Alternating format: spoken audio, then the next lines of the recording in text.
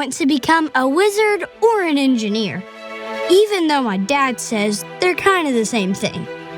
Let's take energy and water, which are equally important for everyone.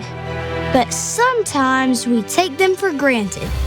We never really think about the engineering magic that turns water into energy and energy into water. My dad says that it's super important not to waste valuable resources. To achieve this, engineers are dedicated to finding solutions that reduce wastage and guarantee a seamless flow of energy and water. They help you make things better. One day, I'll be an engineer just like my dad.